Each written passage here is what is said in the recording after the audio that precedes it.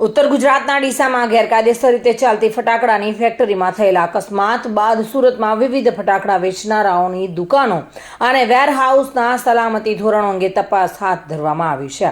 સુરતમાં સાપ બહાર આવ્યા બાદ પોલીસ અને પ્રશાસને ફરી એકવાર સાપને ઝડપી પાડવાના પ્રયાસો શરૂ કર્યા છે. ઉત્તર ગુજરાતના ડીસામાં ગેરકાયદેસર રીતે ચાલતી ફટાકડાની ફેક્ટરીમાં થયેલા અકસ્માત બાદ સુરતમાં વિવિધ ફટાકડા વેચનારાઓની દુકાનો અને વેરહાઉસના સલામતી ધોરણો અંગે તપાસ શરૂ કરી છે. જો નિષ્ણાતોનું માનીએ તો આ એક પ્રકારનો લવારો છે, કારણ કે કમલમ વિભાગને આ તપાસમાં સામેલ કરવામાં આવ્યો ન હતો.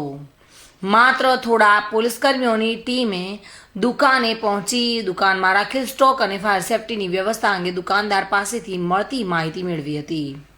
ફાયર સેફ્ટીના સાધનોની એક્સપાયરી ડેટ ચેક કરવામાં આવી હતી. દુકાનોમાં ઇલેક્ટ્રિકલ લાઇન અને શોર્ટ સર્કિટના જોખમોની તપાસ કરવામાં આવી હતી. દુકાનદારોને દુકાનમાં કોઈપણ પ્રકારની જ્વલંતશીલ વસ્તુઓ ન રાખવા અને સાવચેતી રાખવા સૂચન કરાયું હતું.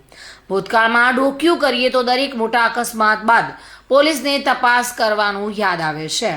તપાસના નામે થોડા દિવસ લોકડાઉન થાય છે અને પછી સ્થિતિ જેવી છે તેવી થઈ જતી હોય છે. 2019માં 22 વિદ્યાર્થીઓના જીવ લેનારી તક્ષશિલા આગ હોય કે 2024માં 27 લોકોના જીવ લેનાર રાજકોટ ટીઆરપી ગેમ ઝોનની આગ હોય.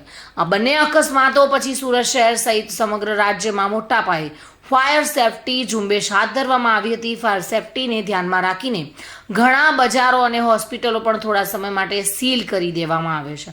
કોઈ નક્કર વ્યવસ્થા કર્યા વિના તેને હળવા કરવામાં આવ્યું હતું અને ફરીથી ખોલવામાં આવ્યું હતું. કદાચ તેથી જ આવા નાના મોટા અકસ્માતો સતત પ્રકાશમાં આવી રહ્યા છે અને ડીસા અકસ્માત તેનું તાજેતરનું ઉદાહરણ છે.